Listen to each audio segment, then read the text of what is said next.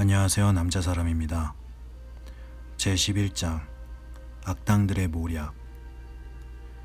얼기설기 복잡하게 갈라진 한없이 긴 복도의 잿빛 전등 불빛 속에서 시간저축은행의 영업사원들이 몹시 흥분해 이리저리 뛰어다니며 최근의 소식을 수군수군 주고받고 있었다. 중역단 전원이 비상회의에 소집된 것이다.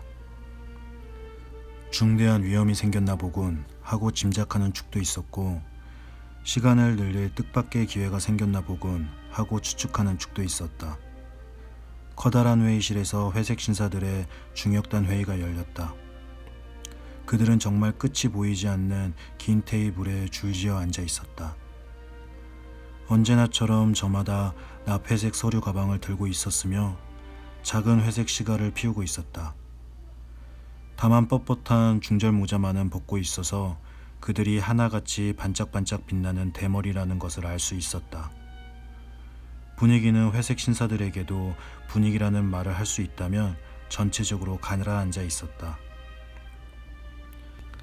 기다란 테이블의 머리 쪽 끄트머리에 앉아있던 의장이 자리에서 일어났다. 웅성대는 소리가 뚝 그치고 끝없이 긴 두 줄의 회색 신사들의 얼굴이 의장을 향했다. 의장이 입을 열었다. 여러분, 사태가 무척 심각합니다. 나는 여러분에게 괴롭지만 엄연한 사실을 즉각 알리지 않을 수 없습니다. 우리는 모모라는 여자애를 추적하는 데 동원할 수 있는 영업사원을 거의 모두 투입했습니다. 추적은 도합 6시간 13분 8초가 걸렸습니다. 그동안 추적에 참가한 모든 영업사원들은 본래의 생존 이유, 즉 시간을 벌어들이는 일을 소홀히 할 수밖에 없었지요. 이러한 손실 외에 우리 영업사원들이 추적하는 동안 낭비한 시간도 생각해야 합니다. 이 두 항목의 시간 손실을 합산하면 정확히 37억 3,825만 9,114초가 됩니다. 여러분, 이는 한 인간의 일생보다도 많은 양입니다. 이것이 우리에게 무엇을 의미하는지는 설명하지 않아도 되리라 믿습니다. 의장은 잠시 말을 멈추고 커다란 손짓으로 회의실 정면 벽에 달린 어마어마하게 큰 강철문을 가리켰다. 문에는 번호 열쇠와 자물쇠가 여러 겹 설치되어 있었다. 의장은 다시 목청을 높였다. 여러분, 우리의 시간 창고는 시간을 무한정 보유하고 있지 않습니다. 추적이 헛수고만 아니었어도, 하지만 전적으로 쓸데없는 시간을 낭비한 꼴이 되었어요. 우리는 모모라는 여자애를 놓치고 말았습니다. 여러분, 이런 일은 두 번 다시 일어나서는 안 됩니다. 나는 그렇게 비용이 많이 드는 사업은 절대 반대입니다. 여러분, 우리는 절약을 해야 합니다. 헤프게 낭비해선 안 됩니다. 그래서 여러분에게 부탁하는 바입니다. 앞으로 계획을 세울 때 이 점을 반드시 명심하십시오. 이상입니다. 감사합니다. 의장은 자리에 앉아 짙은 담배 연기를 내뿜었다. 회의실은 흥분한 수군거림으로 소란스러웠다. 이번에는 기다란 테이블의 다른 쪽 끝에 앉아있던 두 번째 연사가 일어났다. 모두 그에게로 얼굴을 돌렸다. 여러분, 우리는 모두 시간저축은행의 번영을 바랍니다. 하지만 나는 이번 일로 불안해하거나 마치 무슨 재앙이라도 일어난 듯 법석을 떨 필요가 없다고 생각합니다. 전혀 그럴 만한 일이 아니니까요. 여러분도 아시다시피 우리 시간 창고는 이미 엄청난 양의 시간을 보유하고 있습니다. 따라서 우리는 잃어버린 시간의 몇 배를 잃어도 끄떡이 없습니다. 대체 우리에게 한 인간의 일생이 무엇입니까? 세 발의 피에 불과하지요. 그렇지만 나 역시 이런 일이 다시 일어나서는 안 된다는 존경하는 의장님의 말씀에 전적으로 동감이에요. 하지만 모모라는 여자의 사건 같은 일은 몹시 드문 일입니다. 지금까지 그 비슷한 일조차 일어난 적이 없었으니까요.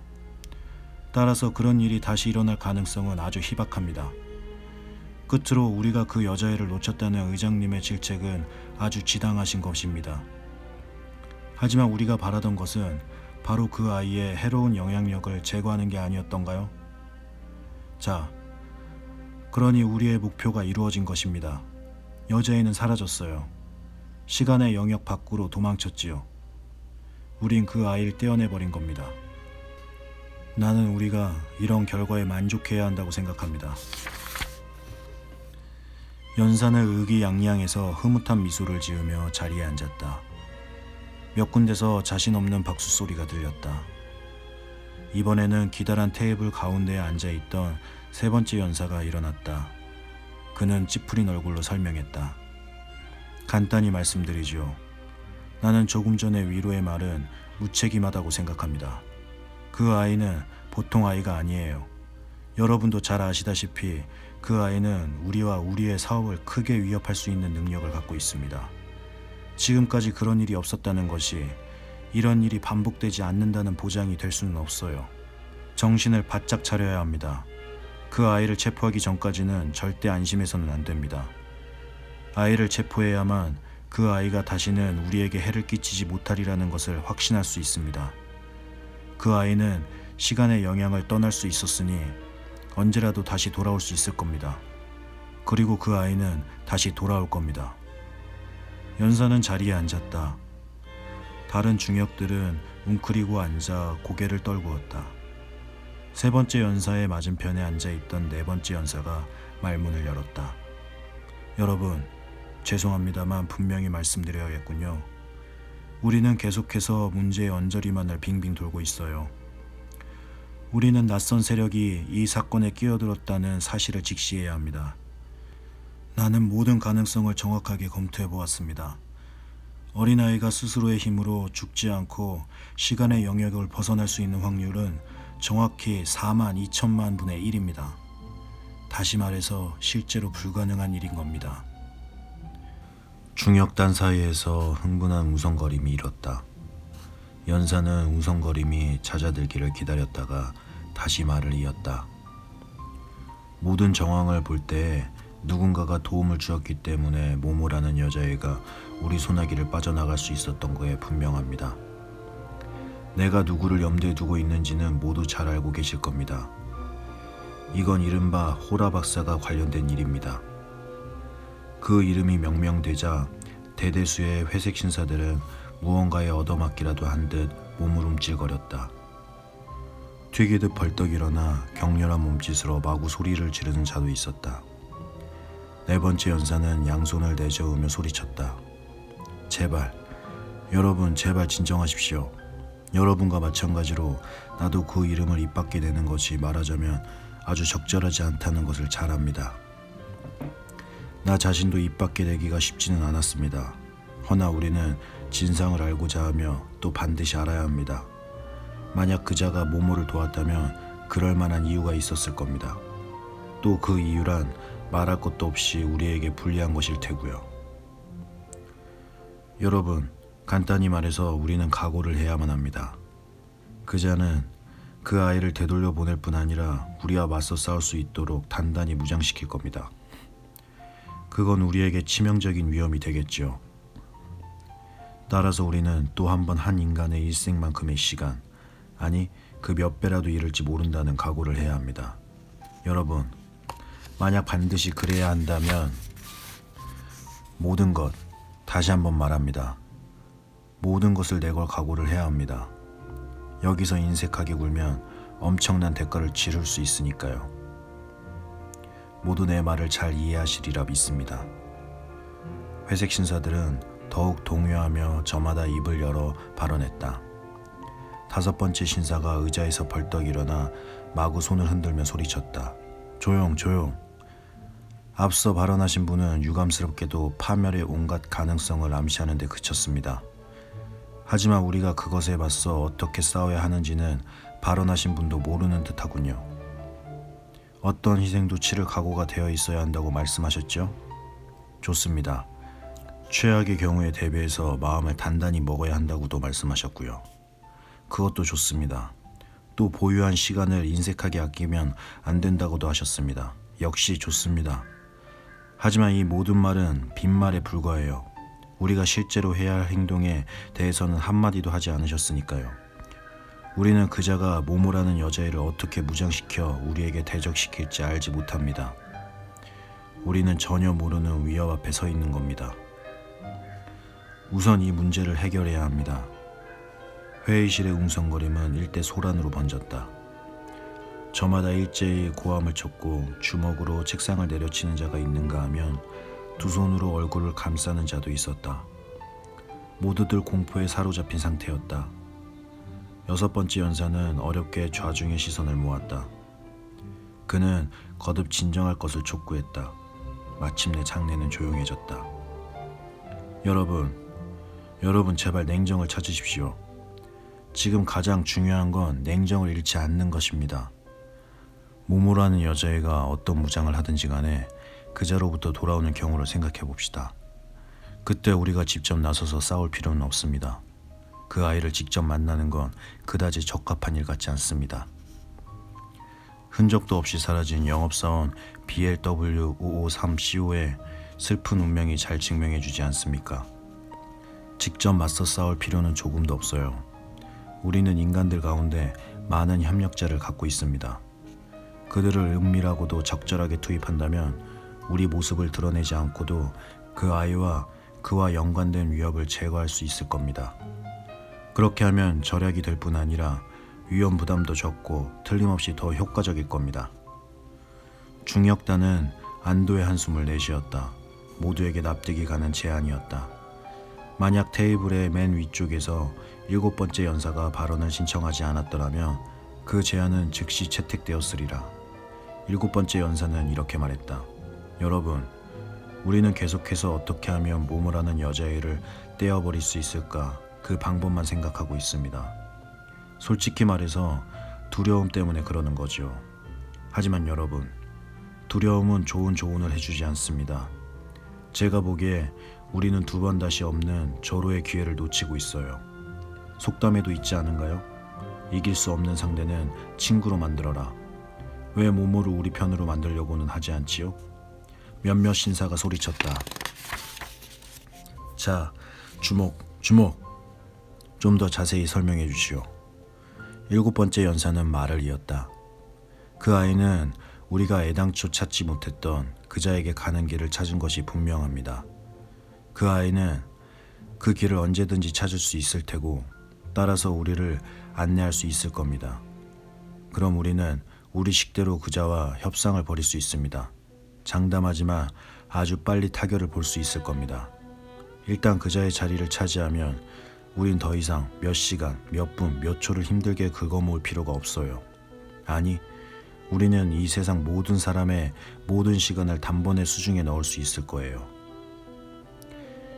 인간의 시간을 소유한 자는 무한한 힘을 갖습니다. 여러분, 그것은 바로 우리의 목표가 아닙니까? 여러분들이 없애려고 하는 그 모모라는 여자애가 우리의 목표 달성에 도움이 될 수도 있어요. 장내는 쥐죽은 듯 조용했다. 어떤 자가 소리쳤다. 하지만 당신도 알다시피 모모라는 여자애를 속일 수는 없지 않습니까? 영업사원 BLW553CO를 생각해보세요. 우리도 같은 꼴을 당할 수 있어요. 누가 거짓말을 한다고 했습니까? 당연히 우리는 그 애에게 우리 계획을 솔직하게 털어놓을 겁니다. 다른 자가 손짓을 하며 소리쳤다. 그럼 그 아이는 절대 우리 일에 동조하지 않을 거요. 상상도 할 수 없는 일이요. 9번째 연사가 논쟁에 끼어들었다. 그렇게 단언할 수는 없어요. 우린 그 애가 흥미를 느낄 만한 것을 내놓아야 할 겁니다. 이를테면 그 애가 원하는 만큼의 시간을 주기로 약속한다든가. 어떤 자가 끼어들었다. 물론 하기만 하고 지키지 않을 약속이겠지요? 9번째 연사는 차갑게 미소를 지으며 대꾸했다. 절대 그렇지 않아요. 진심으로 제의하지 않으면 그 애가 우리 속마음을 읽을 테니깐요. 의장이 테이블을 내려치며 소리쳤다. 안 돼요. 절대로, 절대 반대요. 그 애에게 정말 원하는 만큼 시간을 준다면 엄청난 재산 손실이 발생할 거요. 연사는 달래는 투로 말했다. 그렇지 않아요. 어린애가 쓰면 얼마나 쓰겠습니까? 물론 계속적으로 적은 손실이 발생하긴 하겠지만 우리가 그 대신 얻게 될 이익을 생각해 보세요. 이 세상 모든 사람의 시간을 얻게 되는 거예요. 우리는 그 중에서 모모가 사용하게 될 얼마 안 되는 시간을 기타 잡비 항목으로 계산하면 됩니다. 여러분, 그 엄청난 이익을 한번 생각해 보세요. 연사는 자리에 앉았고 중역들은 모두 그 이익을 생각했다. 이윽 후 6번째 연사가 다시 입을 열었다. 그래도 이 안은 안 됩니다. 왜지요? 이유는 간단해요. 그 여자애는 어차피 원하는 만큼의 시간을 갖고 있어요. 그 애가 넘칠 만큼 갖고 있는 걸 가지고 그 애를 매수하려고 한다는 건 부질없는 짓이에요. 9번째 연사는 대꾸했다. 그럼 우선 그 애에게서 시간을 뺏으면 되지 않겠습니까? 의장이 피곤함이 진득이 묻어나는 소리로 말했다. 아, 여러분, 우린 지금 계속해서 제자리에서 웸을 돌고 있어요. 우리는 그 아이에게는 접근조차 하지 못하고 있어요. 문제는 바로 그겁니다. 중역단이 앉아있는 긴 좌석에서 실망한 한숨이 새어나왔다. 10번째 연사가 발언을 신청했다. 좋은 수가 있습니다. 말씀드려도 될까요? 의장이 말했다. 말씀해보세요. 10번째 연사는 의장에게 잠깐 고개를 숙여 인사하고 말했다.